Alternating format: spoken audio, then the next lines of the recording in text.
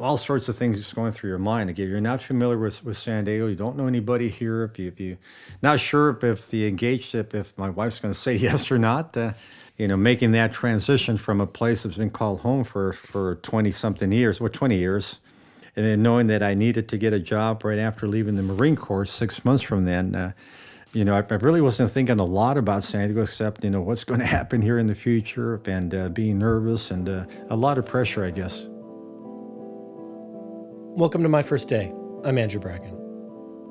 Long before becoming the first Latino police chief of the San Diego Police Department, or leading the Chula Vista Police, David Bejarano was a quiet, athletic kid from public housing in El Paso, Texas. It kind of sounds funny to say this about a former police chief and well-known lawman, but it's true. What brought David Bejarano to San Diego was love. But before we get to that story, we need to go back to his time in El Paso, when David met Esperanza. We actually met about 10 days before I joined the Marine Corps. I was the best man at a wedding for a good friend of mine in El Paso, and she was one of the guests at the wedding. Just before I left to go home, he came over and invited me to his going away party. He said, I'm going to be going to the Marine Corps. I'm having a party. You want to come over? And I said, sure. So he gave me the address, and that was a few days later. It was really at his party that we met and really got to know each other a little bit better. He introduced me to his friends and his mom. He didn't want me to leave the party. I went with my sister, and he's like, why are you leaving already? I said, I have to go home. I have a curfew. I grew up in a very strict Catholic home. For me, I thought he was very handsome. I thought he was gorgeous. I really did. And I just fell in love with his beautiful eyes and just his demeanor, very quiet. He was very, very quiet. And I thought, well, it's interesting how this, young person is so active in school, going to the Marine Corps, but yet he's kind of on the quiet side. When I introduced him to my mom in El Paso, before he left to the Marine Corps, we went on a date, and my mom afterwards tells me, what do you see in this little chubby guy? And I said, oh, Mom, he's so sweet. He's so kind.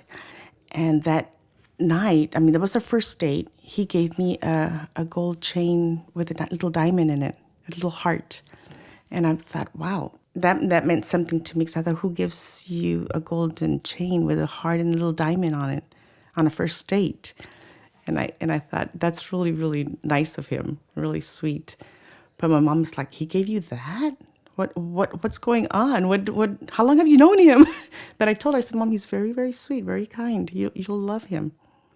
We actually probably dated only once or twice within 1 week period before I actually left for Paris Island, South Carolina for boot camp. I knew that I wanted to see him again, and it was hard for me to say goodbye. Even though we had just met, it just doesn't seem like you could have feelings for someone that fast, but I did. And with his mom crying when she saw him going away, and that was, made me cry too. So I was like, oh, we're all crying at the airport. The story of their meeting and courtship sometimes sounds like it could have taken place centuries ago. No emails back then, no cell phones, so the cross-country relationship, a lot of writing of letters, waiting in line there at the barracks to use the payphone to make those calls. So, and we only saw each other probably maybe twice over those 3 years. And so that's how we communicated. My sisters and I were talking about it yesterday because they came by and they were like, so you guys didn't really date? And I said, well, we kind of sort of did, but not really.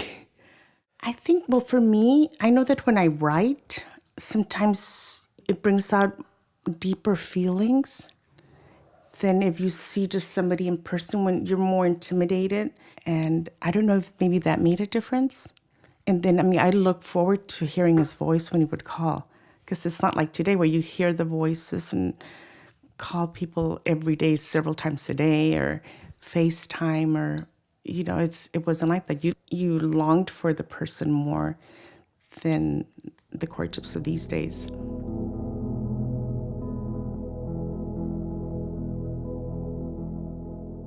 I would also write to his mom, and his mom would tell me a lot of different stories about her son, and just little bits and pieces that I would hear about him, and I put them all together, and He isn't your normal guy that dates all these girls and a little Latin lover type. He wasn't. I saw how much he loved his mom. I saw how good he was with his little sister.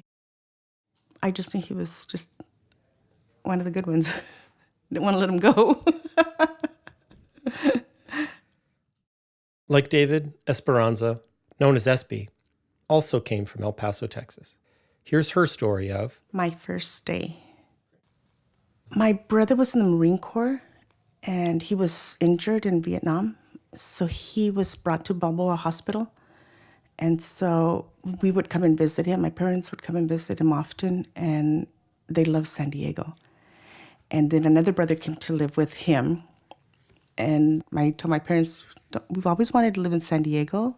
Let's go to San Diego. In my mind, I needed to apply to college if I was going to be moving.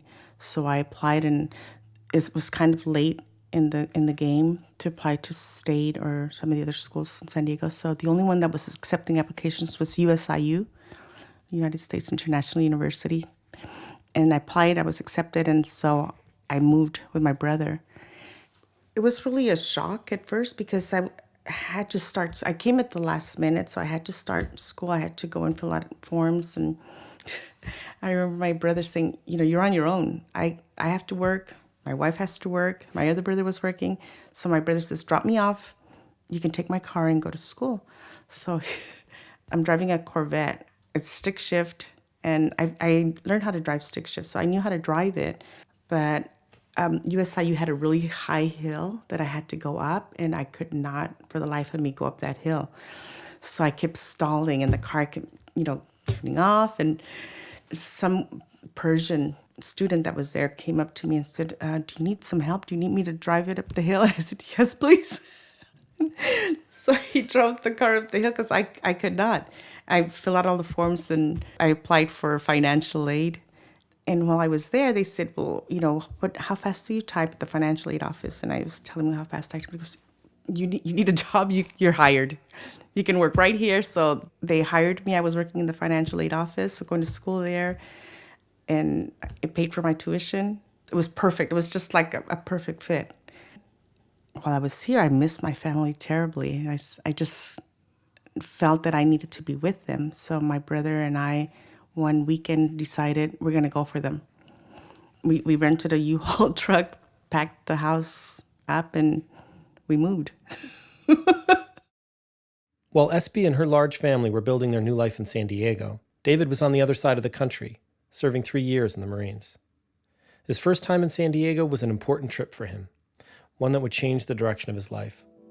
Though now largely retired, you can still hear the law enforcement officer in his voice as he tells the story of My first day was in December of 1977. When I came out, I actually flew that time. And that was actually my first time. So I saw very little of San Diego. Again, I was still in the Marine Corps, and I was here for probably about 3 days, a weekend for the most part. My mother and father also met me here, and that was to meet with my future wife, Espy, and her parents, and actually ask her father for with a hand in marriage. My sister was getting married, and she asked both David and I to be part of the wedding. And so I asked him if he wanted to participate in the wedding, and he said yes. And that's when he came. His parents were also invited to the wedding. As soon as they arrived, they put their luggage in their hotel and then came right over. He brought his parents, and he brought a friend along as well. So I thought, oh, okay. And it was really funny because when I met him, he used to play football in high school, so he was pretty hefty. And as I saw him passing through the kitchen window at my mom's, I'm looking at him, I'm like, which one was David? He passed by so fast. He and his friend. And his friend was built like him. But then I saw this other guy that was much thinner, and it was David. And I was like, when I saw him, I was like, whoa, he's lost a lot of weight. I mean, boot camp can do that to you, I suppose. But I was startled at first that he had lost so much weight. Probably never been more nervous in my life. The anxiety level, the pressure, all sorts of things just going through your mind. Again, you're not familiar with San Diego. You don't know anybody here. If you not sure if the engaged, if my wife's going to say yes or not. Making that transition from a place that's been called home for 20 something years, 20 years, and then knowing that I needed to get a job right after leaving the Marine Corps 6 months from then. I really wasn't thinking a lot about San Diego except, what's going to happen here in the future and being nervous and a lot of pressure, I guess. Did you rehearse before proposing? Oh, without a doubt, yes. I did rehearse, and even then, I was quite nervous, yes. And she had a large family. She comes from a family of 12. So she had, some older brothers and sisters, and that was, quite nervous, some anxiety there, and a lot of pressure there with a big family. Like most stories, some details differ depending on the one telling them. I think she had an idea that probably wasn't a big surprise.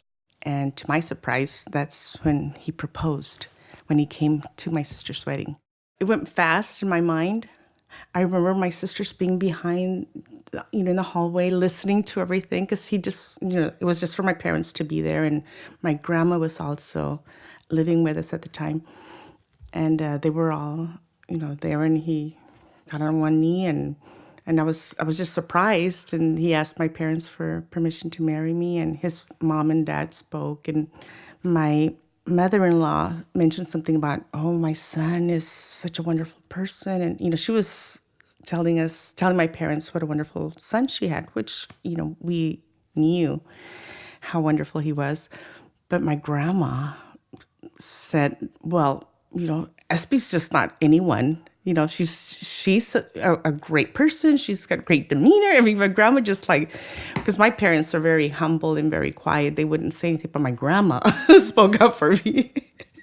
And I thought, oh my goodness, what's going to happen now? His mom's going to be upset. I actually had asked the father first, and then I, did the old traditional down on the knee with the ring and, will you marry me? Despite a sassy grandmother, and to David's great relief, everything turned out okay, as Espy's father gave his permission, and Espy said yes. And the father was, as I recall, said yes, pretty quickly. And then I was lectured quite a bit on the faith and, and being a husband and those type of things. Throughout their marriage, David balanced the stress and demands of life as a police officer with that of a husband and father. His quiet yet pensive nature, so evident to Esperanza on the day they met, remains. David remembers a particularly difficult case involving the brutal murder of 2 children, back when he was a newly promoted police captain. Sometimes maybe you feel guilty. What else could we have done to prevent this? But you hurt inside, and then you go home, and you're with your wife, you're with your children, and those flashbacks, those memories of the scene you saw is still with you. You're able to maybe talk to your wife about that, but it's hard to separate it from, bringing it home in your personal life, because we're human like anybody else. You just don't turn it on and turn it off. Most of the time, he just kept it to himself. He didn't bring it home. And it was, to me, very amazing person, because he would, deal with what he had to deal at work. And I know that it's very stressful. And he would come home and he'd be a husband and a dad, and he would just put that aside. Now, after being married for nearly 40 years, family and the traditions that come with it remain important to the Bejaranos, as you can tell when hearing of the engagements of their 3 kids. Very traditional, actually, in both of our families. That that's the way it's always been done, as far as a proposal, asking for the future in-laws for their hand in marriage. That was the case with all 3 of our children, our 2 daughters and son. And something that I think is really important, because you don't just marry the person. I really think that you marry into a family. I wouldn't want to marry somebody that my parents wouldn't approve of. And I think our kids felt the same way. No, I thought about giving them a hard time, but no, it was pretty easy for them.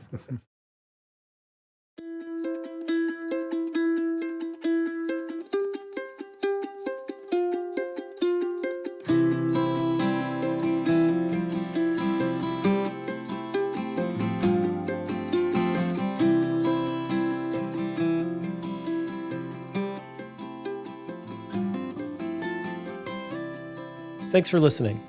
You can always subscribe to hear more at NPR One or wherever you get your podcasts. Just search for My First Day and look for a little image of a rising sun.